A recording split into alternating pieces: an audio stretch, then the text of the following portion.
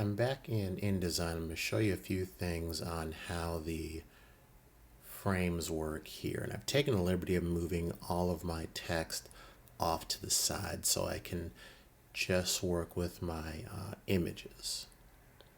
And I'm going to drag two of those images over now. So I've got this one here and this one.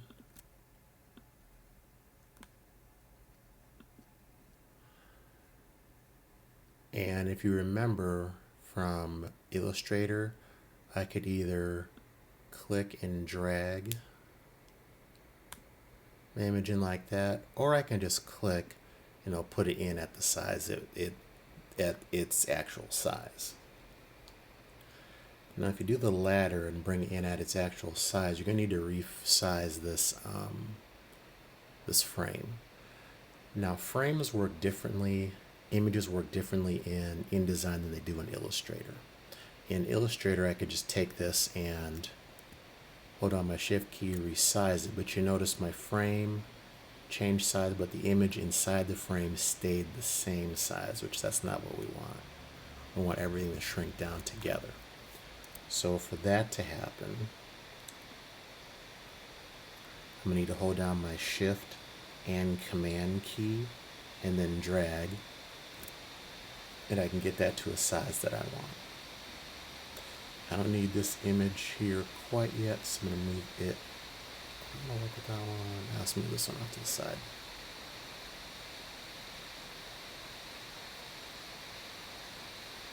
And this one here I'm going to put up in the middle, kind of in the middle, a little off-centered. And I'm going to go clear to this bleed line here.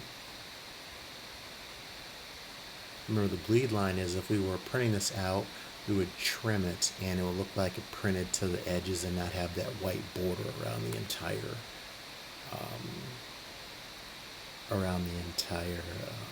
composition. So there are a couple little things about InDesign you need to know. So if I go to my tools, go all the way down to the bottom here and go down to my viewing mode, click and hold on that, I've got normal, I've got preview, bleed, slug, and presentation. So if I click on preview, it shows what it looks like if we're previewing it, for lack of a better term. So we're previewing this thing. This is what it will look like without all the extra stuff in the background, without our grid and everything. We can see that, and we can show it up to the bleed what it will look like. Slug, you won't need to use slug, so don't worry about it. And also presentation view, how that looks there, but I'm going to hit escape to get out of that. And go back to normal view so we can see what it is we're doing.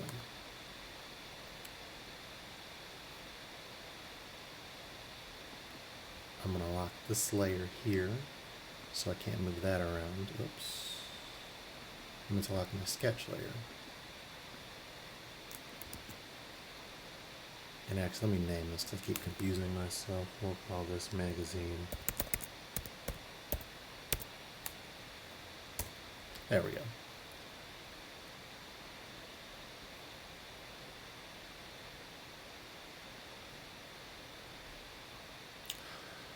So what I want to do is I want to shape this frame to look like this triangle here.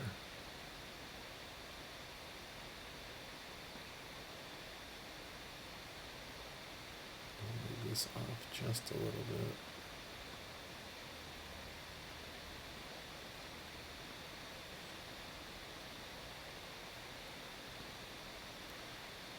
So we can see we have this triangle that is still four-sided, but the sides are a little different. So I'm going to recreate the shape by grabbing my selection tool, my direct select tool, and we're changing the frame, we're not changing the image. So if I grab this, hold down my shift key and drag this point up, you can see the frame change, but not the image inside the frame. And I can take this one here. This is sort of off-centered off to the side.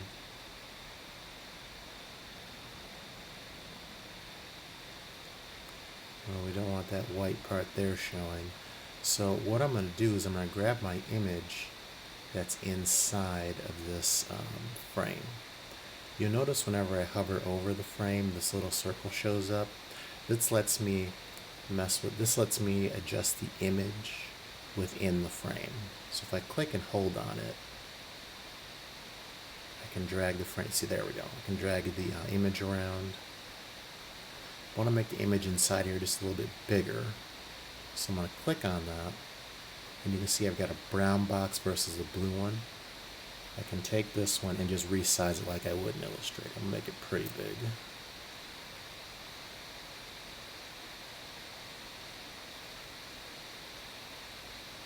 And then move that around.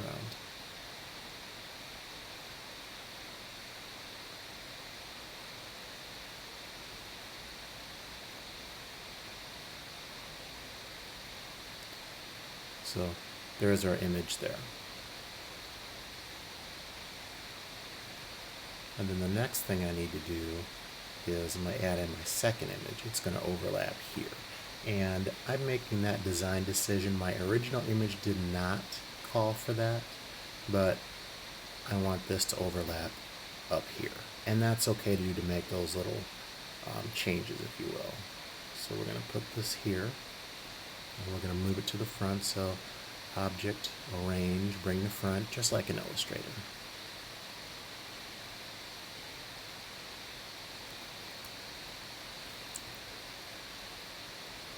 And I did this using the Pixelate Color halftone, but I didn't turn my image into a duotone. I just left the image as colorful as it was, and I came up with this. So some more things you can experiment with. Right now I'm lining up this corner here, and I'm going to grab my Direct Select tool.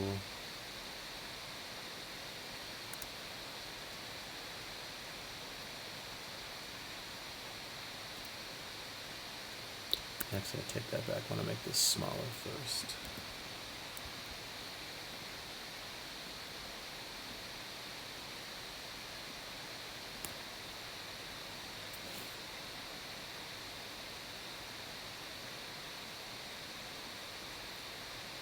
Alright. Now I want to take my Direct Select tool here.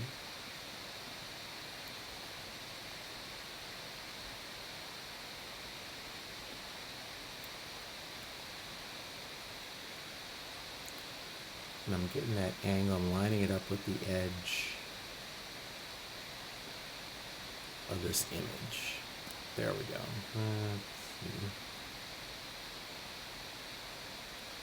There we go.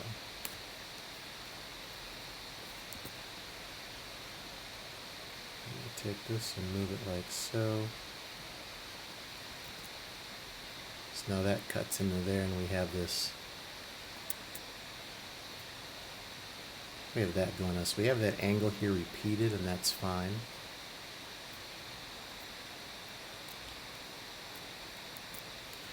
And now I can start adding my text in.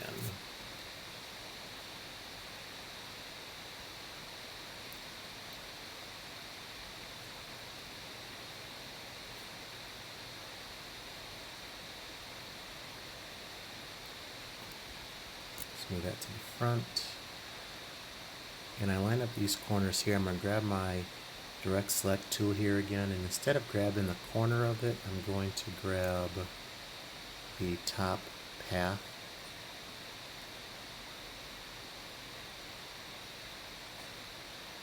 And drag that over like so. And then I'm going to change the justification so it's not so this is not ragged right here. So I'm going to do that with the paragraph tool.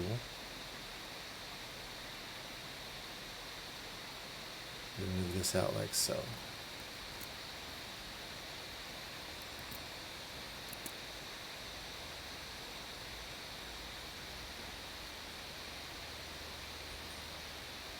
And that's beginning to come along.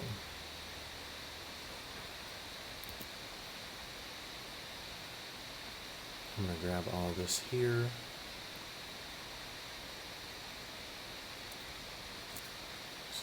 Let's move these to the back. Let's do an object range. Oops, send to back. Alright, that'll solve all that.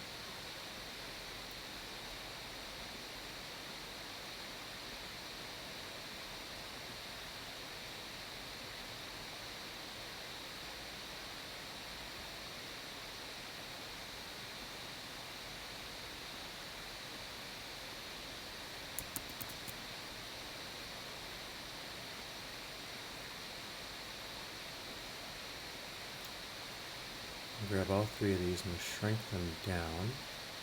Oops, that's a little bit too much.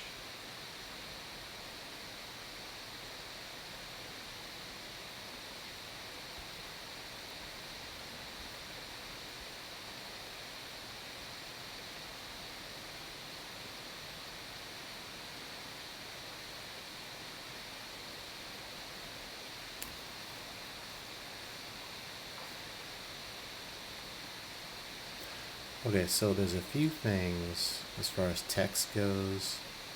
I think I might just devote a video to that.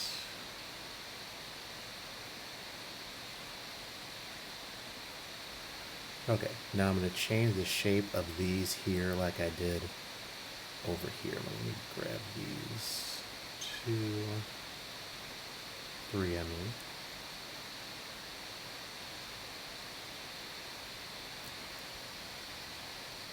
Let's see, now I can look it up. Let's make this one shorter.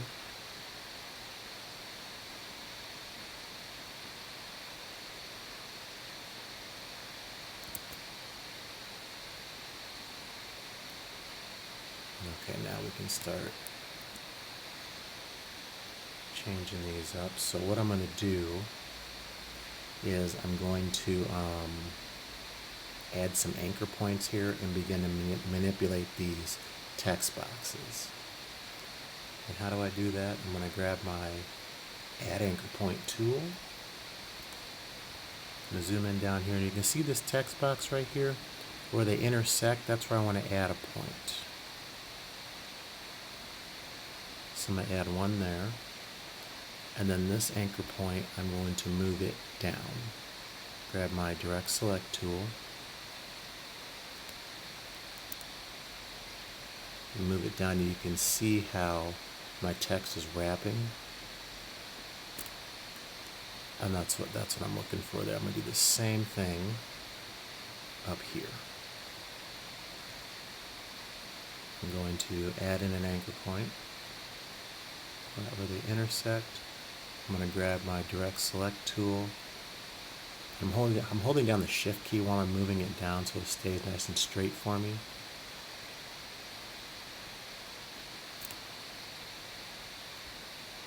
And there's that. Let's zoom out.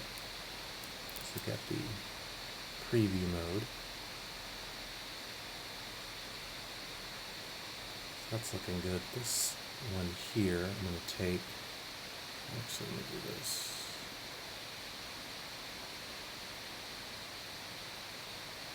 And put it there.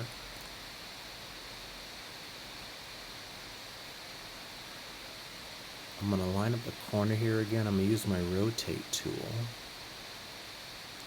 Turn this one. I'm going to click where they intersect and then click and drag.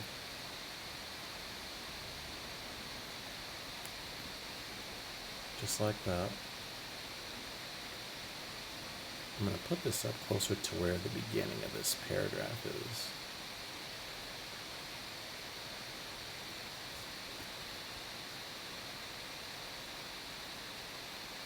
And that should be here.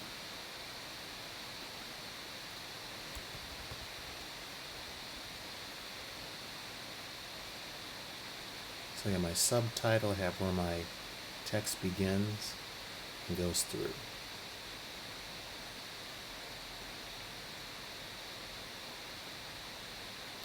Now I've got quite a bit of white space over here. White space is good, but with this much, I can add in another image.